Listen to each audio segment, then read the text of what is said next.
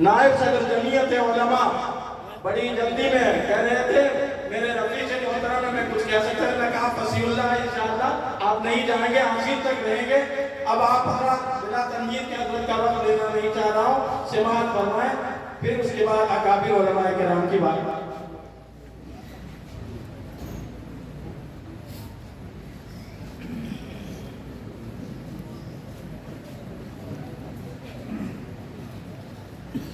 نحمده ونصلي على رسوله الكريم أما بعد قال الله تبارك وتعالى في كلام المجيد والفرقان الحميد أعوذ بالله من الشيطان الرجيم بسم الله الرحمن الرحيم لو أنزلنا هذا القرآن على جبل لرأيته خاشعا متصدعا من خشية الله صدق الله العظيم قال النبي صلى الله عليه وسلم كن عالما أو متعلما أو مستمعا أو محبا ولا تكن الخامسة فتهلك أو كما قال عليه الصلاة والسلام۔ صدر جلسہ اسٹیج پر جلوہ فروز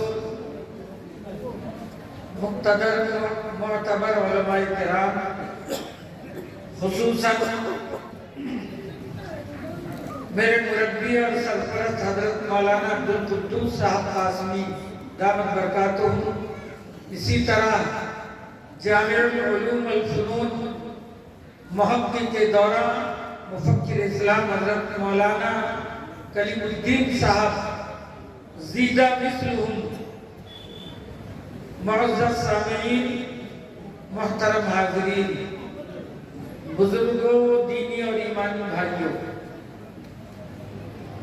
پس پردہ تشریف فرما عفت معاب خواتین اسلام،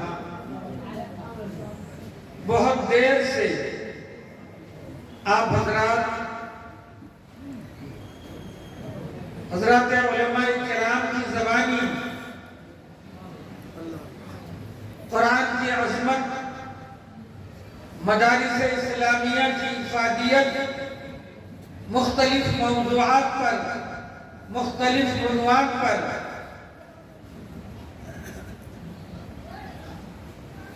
سحر انگیز، فکر انگیز خطابات سماعت فرما رہے تھے۔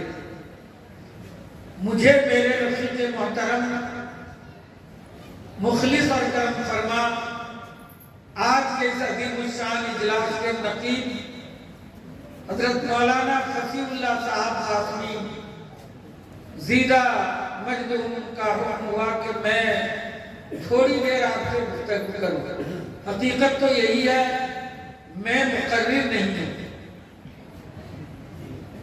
مقرر آپ حضرات کے سامنے آئے ہیں اور آتے رہے ہیں، چونکہ اب ہم بڑھاپے کے اس عمر کو پہنچ چکے ہیں کہ جہاں سفر کرنا اور تقریر بیان کرنا یہ ہمارے لیے دشوار ہو رہا ہے۔ مجھے یاد ہے کہ یہ وہ انقلابی جگہ ہے،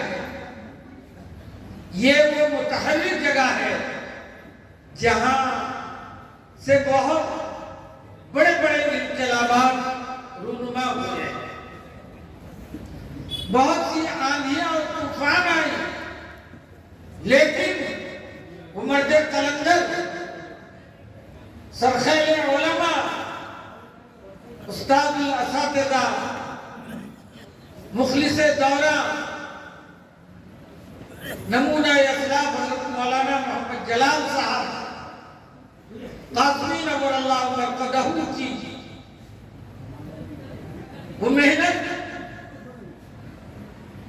وہ کوششیں، وہ جد و جہد اور ان کے دست بازو اس تحریک کے متحرک اور فعال شخصیت رفیق معظم حضرت مولانا کریم الدین صاحب، جس کی وجہ سے علاقہ فتح ہوا، یہ فاتح ہے۔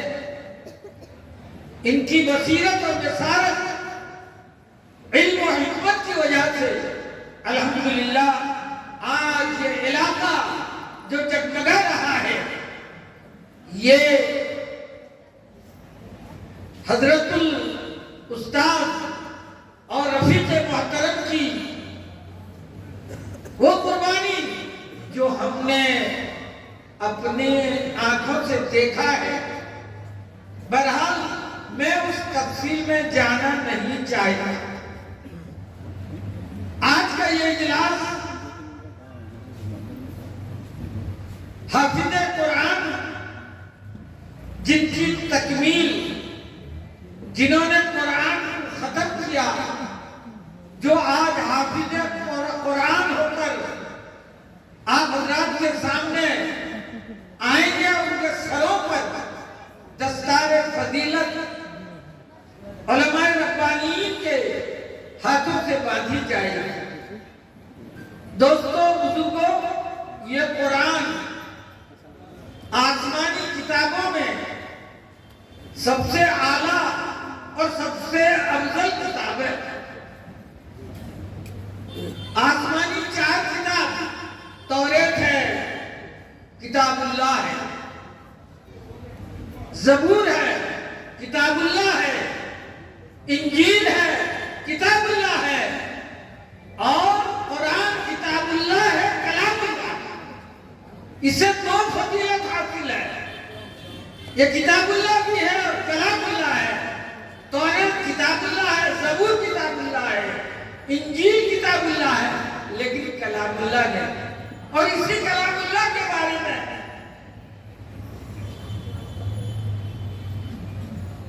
اللہ تبارک و تعالیٰ کا ارشاد ہے، لو انزلنا ھذا القرآن، اگر ہم اس قرآن کو، اگر ہم اس کتاب کو، لو انزلنا ھذا القرآن علی جبل، پہاڑ پر نازل کر دیتے۔ پہاڑ کی حیثیت سے سب واقف ہے، پہاڑ کے اس قدامت سے ہم سب واقف ہیں۔ دور سے پہاڑ کو دیکھ کر ہم ڈرتے ہیں، پہاڑ کے اوپر چڑھنے کو ہم ڈرتے ہیں، لیکن اللہ کہتا ہے علی جبل لرأیتہ، اگر اس کلام کو، اگر اس کتاب کو میں اس پہاڑ پر نازل کرتا تو تم دیکھ کے خاشعا متصدعا من خشیۃ اللہ، تو پہاڑ اس کی ہیبت کو، اس کی خشیت کو، اس کے رعب کو برداشت نہیں کر سکتا۔ جب پہاڑ برداشت نہیں کر سکتا، پہاڑ کی حیثیت کیا ہے، پہاڑ کی اصلیت کیا ہے، پہاڑ کتنا بلند و بالا ہے، لیکن کیا بات ہے، کیا وجہ ہے کہ جس کو پہاڑ برداشت نہیں کر سکتا، پہاڑ جس کے ہیبت کو برداشت نہیں کر سکتا، پہاڑ جس کے رعب کو برداشت نہیں کر سکتا، کیا بات ہے کہ وہی کتاب جب صاحب کتاب جس پر اللہ تبارک و تعالیٰ نے اس کلام کو نازل فرمایا، جبریل آئے اور فرمایا اقرا، اے محمد پڑھیے، اے محمد پڑھیے۔ آپ اس سے پہلے نہ کسی مدرسے میں داخل تھے، نہ کسی استاد کے پاس ثانوی تلمذ ہوئے، لیکن جبریل آ کر کہہ رہے اقرا۔ آپ نے کیا فرمایا؟ جبرائیل کو کیا جواب دیا؟ روح القدس کو آپ نے کیا جواب دیا؟ معنی بیقاری، یہاں علماء بیٹھے ہیں، متدین مستند علماء، میں تو ان کے خاک کے بھی برابر نہیں ہوں، ان سے پوچھ سکتے ہیں۔ اللہ کے نبی سیدنا محمد رسول اللہ صلی اللہ علیہ وسلم فرمانے معنی بیقاری، میں پڑھا ہوا نہیں ہوں، میں پڑھا ہوا نہیں ہوں، کیسے پڑھوں گا؟ اللہ اکبر۔ اللہ کا حکم ہوتا ہے کہو اقرا بسم ربک الذی خلق، جب رب کا نام آیا، جب مالک کا نام آیا، جب خدا کا نام آیا، جب خالق حقیقی کا نام آیا، تو اب وہی زبان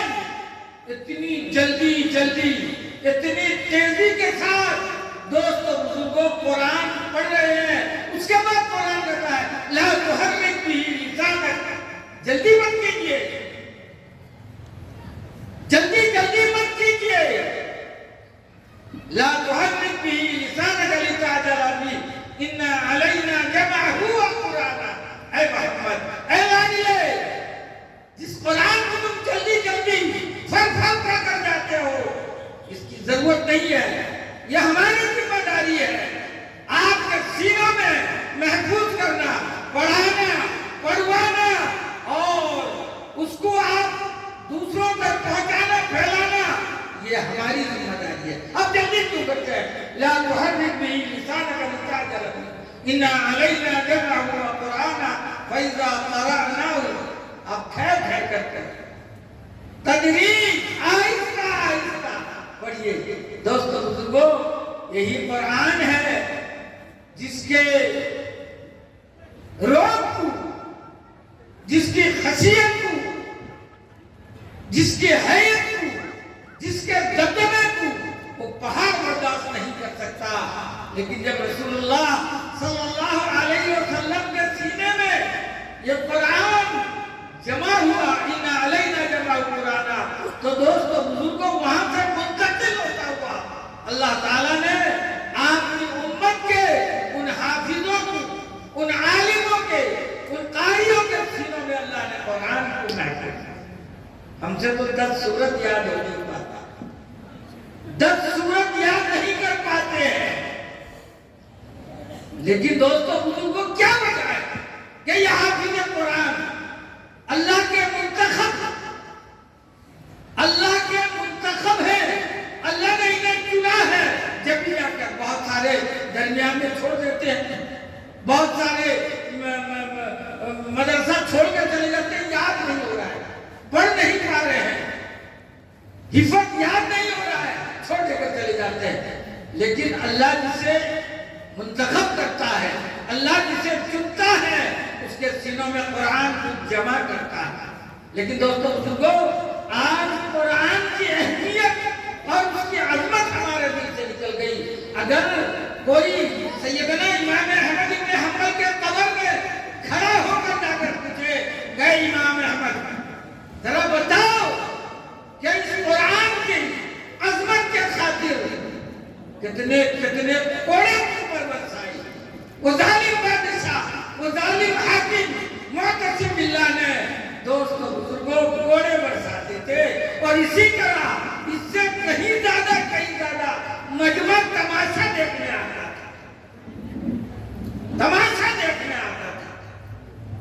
علماء نے لکھا ہے کہ کوڑے برستے تھے اور سیدنا امام احمد بن حنبل رحمۃ اللہ علیہ مسکراتے تھے. اللہ تعالیٰ فرشتوں کی ذریعہ سے آپ کی حفاظت کرتا تھا. آج المیہ ہے، آج حافظ قرآن کی عظمت ہمارے دلوں میں نہیں. ابھی 4-5 دن پہلے میرٹھ میں ایک بچہ حافظ قرآن ہوا. پڑھانے والا بہار ارریہ کے استاد حافظ قرآن میرٹھ میں ایک بچے کو اسکول میں بھی پڑھ رہا تھا، اور 17 مہینے کے اندر استاد کی محنت کی وجہ سے وہ حافظ قرآن بن گیا.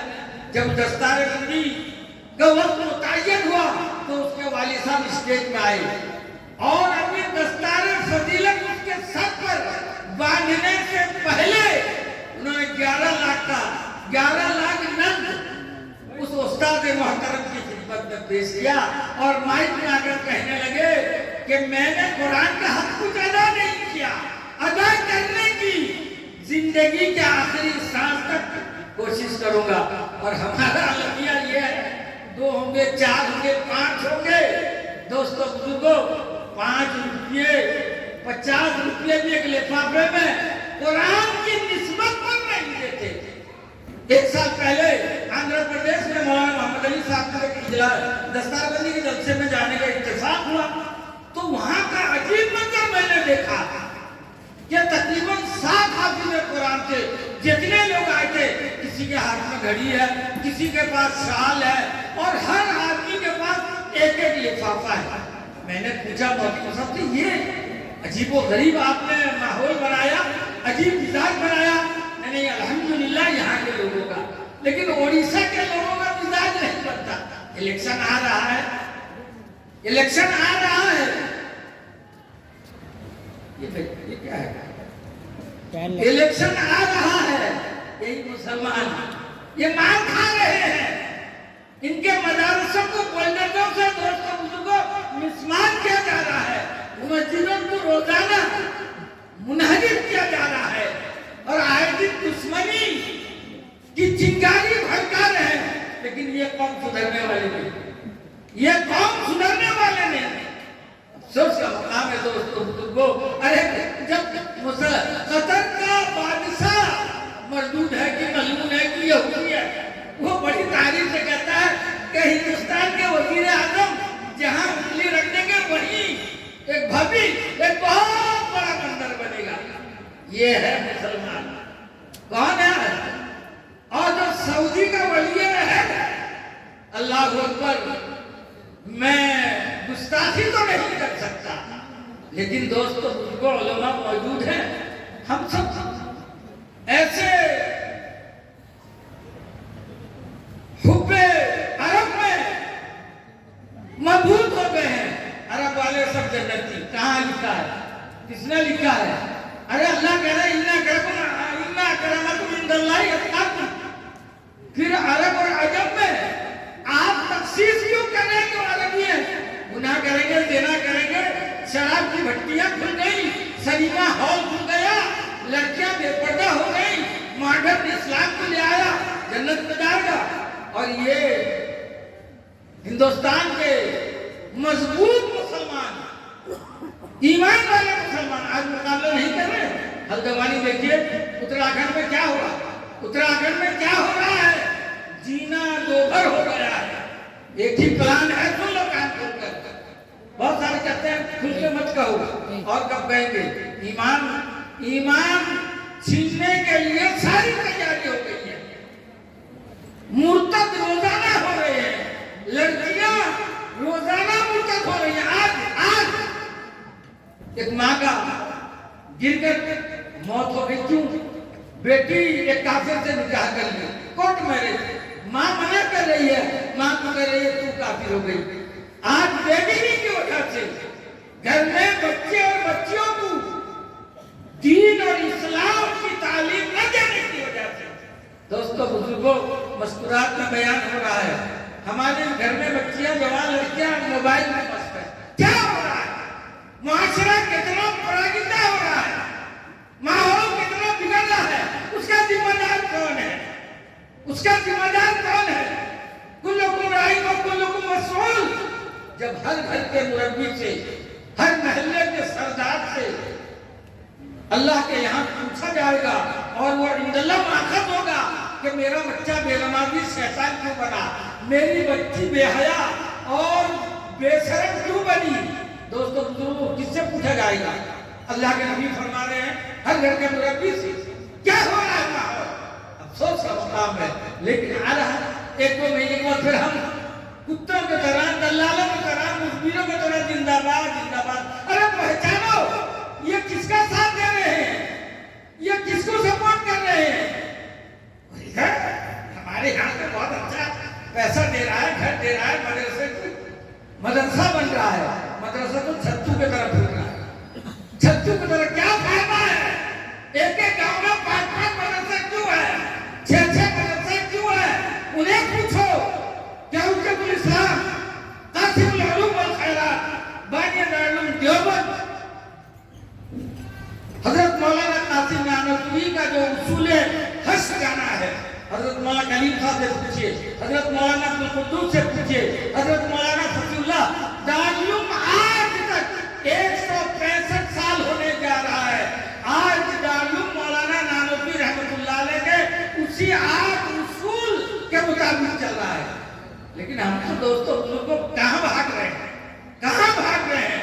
شیخ الہند رحمت اللہ علیہ مالٹا سے آئے، دارالعلوم دیوبند کے نودرے میں آپ نے ایک جمع غفیر جس میں بڑے بڑے علماء، اجلہ علماء، آپ کے تلامذہ حکیم الامت مولانا اشرف علی تھانوی، حضرت مولانا شفیع، مفتی شفیع صاحب رحمت اللہ علیہ، مولانا ادریس کاندھلوی، مولانا حسین احمد مدنی، مولانا عزیر گل، بڑے بڑے علماء کے سامنے کہنے لگے میں مالٹا کے اس 3.5 سالہ قید و بند کی زندگی میں یہ محسوس کیا کہ گلی گلی محلے محلے میں مکتب کا ہونا اور اس میں صرف قرآن پڑھانا اور قرآن تو بچوں کو سکھانا یہ نہایت ضروری ہے۔